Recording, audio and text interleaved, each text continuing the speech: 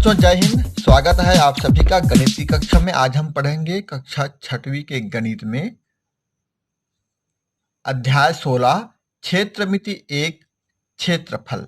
तो क्षेत्रमिति 1 के अंतर्गत हम देखेंगे क्षेत्रफल के बारे में। क्षेत्रफल के बारे में आप पहले से परिचित हैं, कक्षा 3 से आप पढ़ते आ रहे हैं।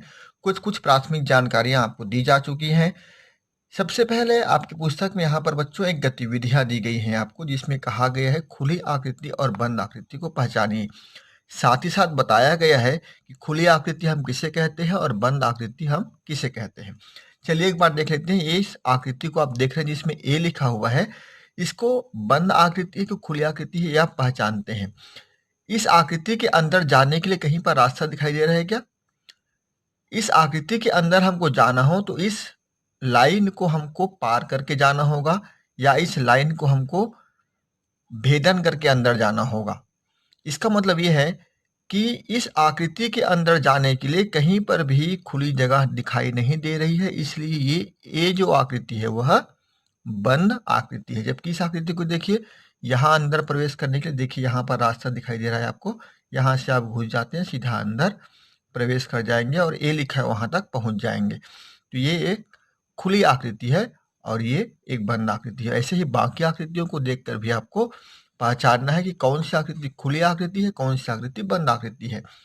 खुली और बंद आकृति पहचानने का एक तरीका और बताया गया है आपको कक्षा 3 में, वो ये है कि आप इस आकृति जो दिखाई दे रही है आपको, उसकी कहीं पर भी किसी भी बिंदु से शुरू कीजिए, पेंसिल रखिए यहाँ पर, और जैसे जैसे लाइन गया है वैसे वैसे आप लाइन में चलते जाइए, तब तक चलिए जब तक आप पूरी लाइन को पार नहीं कर लेते। देखिए, और इस प्रक्रिया में आप जैसे हम यहाँ शुरू करेंगे इस बिंदु से, कोने से, और चलते चलेंगे और चलते चलते आगे बढ़ते बढ़ते हम पुनः उसी बिंदु पर आ जाएंगे। तो ऐसी आकृति जिसके किसी एक बिंदु से पेंसिल चलाते हुए आगे बढ़ने पर हम पुनः उसी बिंदु पर आ जाते हैं जहां से चलना शुरू किए थे, तो ऐसी आकृति को हम बंद आकृति कहते हैं। ये बंद आकृति है। और ऐसी आकृति जहां से हम शुरू करें, ऐसा जैसे यहाँ पे शुरू करें हम इस आकृति में ऐसा चलना, और चलते हम उसी बिंदु पर नहीं पहुंचे। देखिए यहाँ पर आग खत्म हो जाता है, यहाँ से शुरू हुआ इस पॉइंट से और इस पॉइंट में आके ये खत्म हो जाता है।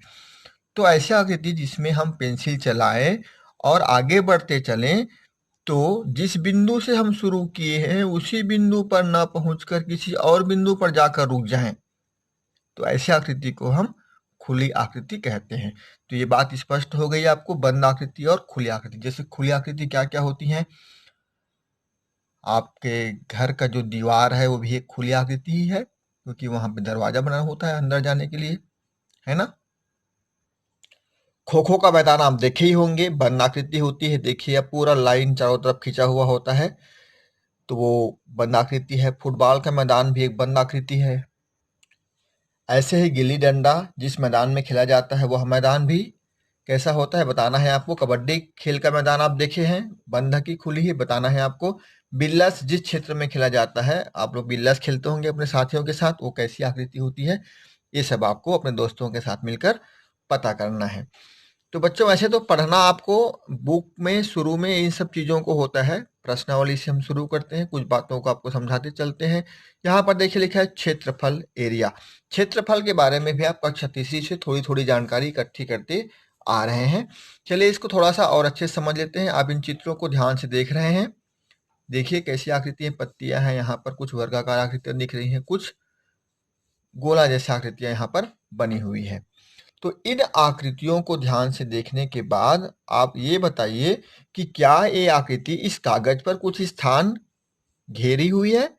बिल्कुल घेरी है। ये आकृति भी इस कागज में कुछ स्थान घेरी है। घेरे के अंदर जितना स्थान दिख रहा है कलर में है, पीला कलर, यहाँ पीला कलर, वो इस आकृति का घेरा हुआ क्षेत्र है। ठीक वैसे ही पत्ती द्वारा भी इतना जगह घेर लिया गया है जितने जगह में ये पत्ती फैली हुई है। ठीक वैसे ही आगे देखें तो ये जो वृत्त आयताकार आकृति दिखाई दे रही है आपको, ये भी इस कागज के पृष्ठ पर कुछ स्थान अपने लिए घेर लिया है। तो बच्चों यहाँ पर निष्कर्ष ये निकलता है कि कोई वस्तु या आकृति समतल पर जितनी जगह घेरती है, जैसे देखिए सब जगह घेर के रखी है, छोटी जगह घेर के रखी है, बड़ी जगह घेर के रखी है, छोटी जगह बड़ी जगह, छोटी जगह बड़ी जगह।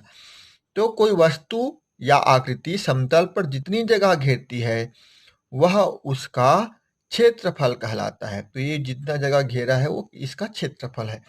लेकिन अब जानना है कि कितनी जगह घेर के रखी है, ये हमको पता करना है। तो कैसे करेंगे, तो इसके बारे में चलिए देखते हैं। यहाँ पर देखिए पेज नंबर 179 में दिया हुआ है आपको कि हम कैसे जानेंगे।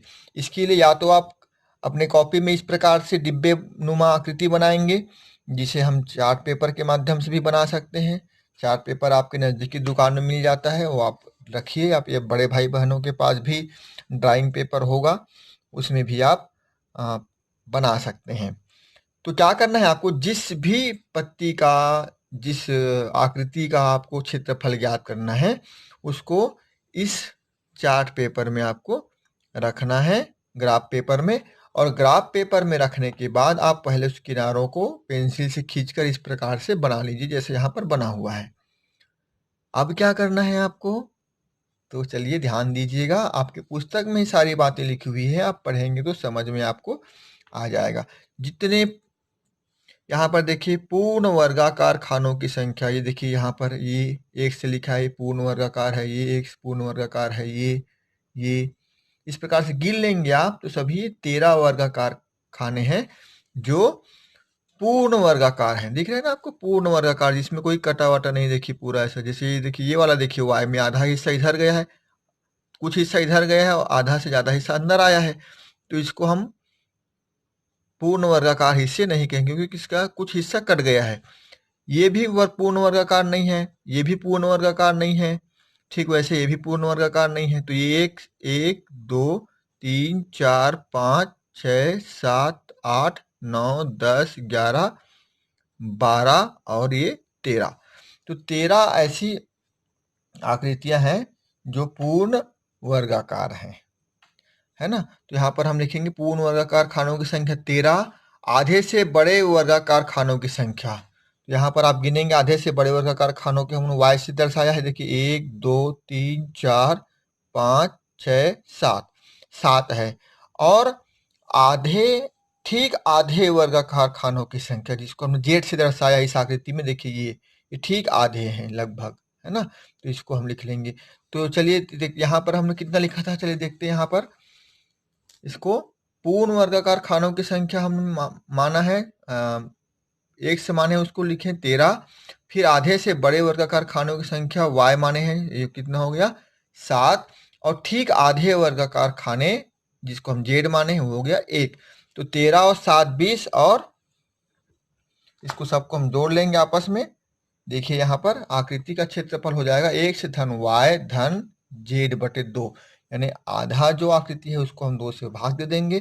तो बराबर हम लिखेंगे 13 धन 7 धन 1/2 बराबर ये हो गया 20.5 वर्ग सेंटीमीटर। इस प्रकार से हम किसी आकृति का क्षेत्रफल ज्ञात करेंगे। वह आकृति समतल पर कितनी जगह घेरेगी, इसको हम ज्ञात करेंगे। चलिए अब बात करते हैं, यदि आयताकार आकृति हो तो उसका क्षेत्रफल हम कैसे ज्ञात करेंगे। देखिए यहाँ पर एक आयत नुमा दिखाई दे रहा है जिसकी लंबाई है 6 सेंटीमीटर। आयत आड़ी स्थिति में है यहाँ पर। तो इसको हम क्या करेंगे, 1-1 सेंटीमीटर की दूरी पर बराबर यहाँ पर लंबाई में भी और चौड़ाई में भी, लंबाई में ऐसा 21 सेंटीमीटर की दूरी पर खींच लेंगे और चौड़ाई में भी 21 सेंटीमीटर की दूरी पर। इस प्रकार से हम 1 सेंटीमीटर गुना 1 सेंटीमीटर के खंडों में इसको बांट लेंगे, इस प्रकार से। ठीक है, आप स्केल से नाप कर इसको बांटेंगे। तो ये हो गया 3 और ये हो गया 6। अब हम सभी खानों को, एक खाना जो है वो इकाई वर्ग बन गया है, तो हम इकाई वर्गों की संख्या को गिन लेंगे, वही इसका क्षेत्रफल होगा। देख लीजिए 1 2 3 4 5 6 7 8 9 10 11 12 13 14 15 16 17 18। तो इस आयत का क्षेत्रफल जो हो जाएगा वो है 18 वर्ग सेंटीमीटर। वैसे ही यहाँ पर भी होगा, खड़ा कर दिए हैं इसको। दोनों स्थितियों में हम बना सकते हैं, इस प्रकार से भी बना सकते हैं और इस प्रकार से भी हम इसको बना सकते हैं। तो बच्चों, ऐसा बार बार आप करेंगे अलग अलग सवालों के साथ, तो अंत में निष्कर्ष निकलेगा, और निष्कर्ष ये होगा आयत का क्षेत्रफल बराबर लंबाई गुना चौड़ाई। देखिए यहाँ पर लंबाई गुना चौड़ाई, और यहाँ पर भी लंबाई गुना चौड़ाई। इधर का चौड़ाई चौड़ा लेंगे तो 3 को लेंगे तो 6 या 18 ऐसे भी होता है, और 3 6 का 18 ऐसे होता है, और हम गिन के भी 18 ले आए हैं। इस प्रकार से निष्कर्ष निकलेगा आयत का क्षेत्रफल बराबर लंबाई गुना चौड़ाई। सूत्र आपको याद रखना है, वैसे आप जानते हैं, फिर भी एक बार इसको ध्यान से देख लीजिएगा, यही आगे प्रश्नावली में काम आने वाला है। अब चलिए इसी प्रकार से हम वर्ग का क्षेत्रफल भी ज्ञात करते हैं। वर्ग आप जानते हैं जिसकी लंबाई चौड़ाई सभी बराबर हो, ऐसा आयत जिसके सभी भुजाएं बराबर हो उसको हम वर्ग कहते हैं, है ना। तो ये वर्ग है, देख रहे हैं आप, इसकी लंबाई चौड़ाई देखिए 1 2 3 4 खाने लंबाई है, और 1 2 3 4 खाने चौड़ाई है। ये इकाई वर्ग हैं सभी, 1 2 3 4 5 6 7 8 9 10 11 12 13 14 15 16। तो 4 सेंटीमीटर लंबाई है इसकी, 4 सेंटीमीटर चौड़ाई है। इसका क्षेत्रफल निकालेंगे कितना आया 16। सभी हम इकाई डब्बों को गिन लेते हैं, तो सब मिला के कितना है 16। इसे वही इसका 16 वर्ग सेंटीमीटर इसका क्षेत्रफल होगा। आप चाहें तो इसको लंबाई गुना चौड़ाई करके भी निकाल सकते हैं। लंबाई कितना है 4, चौड़ाई कितना है 4, 4 चौक 16। अब चूंकि सभी भुजाएं बराबर हैं, इसे लंबाई गुना चौड़ाई करने की आवश्यकता नहीं है। यहाँ पर लंबाई गुना लंबाई या भुजा गुना भुजा भी हम कह सकते हैं। इस प्रकार से वर्ग का क्षेत्रफल होगा भुजा गुना भुजा या भुजा का वर्ग। तो दूसरा सूत्र ये हो गया आपका। एक आयत का क्षेत्रफल का सूत्र आपको बताया गया, लंबाई गुना चौड़ाई, और दूसरा वर्ग का क्षेत्रफल का सूत्र बताया गया आपको, भुजा गुना भुजा या भुजा का वर्ग। तो जब भी आप वर्ग संबंधी सवाल हल करेंगे क्षेत्रफल निकालने के लिए, तो आपको एक ही मान दिया रहेगा। किसी वर्ग की एक भुजा का मान 5 सेंटीमीटर है। ये कहने का मतलब है 5 सेंटीमीटर ये इधर है, 5 सेंटीमीटर इधर है, 5 सेंटीमीटर ये भी है, 5 सेंटीमीटर ये भी है। तो लंबाई गुना चौड़ाई कर देंगे, तो 5 गुना 5 या भुजा गुना भुजा कर देंगे, तो हमारा उत्तर वर्ग का क्षेत्रफल हम ज्ञात कर सकते हैं। इसको हम इकाई वर्गों में बांट कर भी वर्ग का क्षेत्रफल ज्ञात कर सकते हैं। ये जो चित्र दिखाई दे रहा है आपको यहाँ पर, उसको हम इकाई वर्गों में बांट लेंगे। इधर से भी हम 5 डिब्बों में बांटेंगे, आड़ी और खड़ी भी 5 बांटेंगे, तो ये हमारा इकाई वर्ग में बन जाएगा। इस प्रकार से भी हम ज्ञात कर सकते हैं। बात करते हैं प्रश्नावली 16.1। ये पुरानी पुस्तक है, इसे 16.1 लिखा हुआ है। नई पुस्तक में आपको प्रश्नावली 16 दिया हुआ है। निम्न लिखित में से बंद आकृति को पहचानिए। आपको शुरू में बता दिए बंद आकृति किसे कहेंगे, खुली आकृति किसे कहेंगे। तो देखने में समझ में आ रहा है कि आकृति बंद है, ये भी बंद है, और ये आकृति भी बंद दिखाई दे रही है। ये देखिए यहाँ पर ये आकृति बंद आकृति है, ये आकृति खुली आकृति है, ये भी बंद है, ये खुली आकृति। देखिए यहाँ पर से आकृति खुली हुई है, ये आकृति भी खुली आकृति यहाँ पर से खुली हुई। देखिए किसी किसी पुस्तक में यहाँ पर पूरा यदि लाइन खींचा गया, आपके पुस्तक में जैसा दिया है उसी को देख के आपको बताना है कि बंद है कि खुली है। ठीक है, कहीं कहीं पर प्रिंटिंग में समस्या होने के कारण कुछ आकृति खुली की तरह दिखती है, कुछ आकृति बंद की तरह दिखती है। जैसे देखिए यहाँ पर एक खुली आकृति है, जबकि ये एक बंद आकृति है। आपको आकृतियों को पहचानना है और सभी सवालों को बनाना है। तो आज का वीडियो बस यहीं तक। मिलेंगे प्रश्नावली में फिर से एक बार आपके साथ। तब तक के लिए आप सभी को जय हिंद, नमस्कार।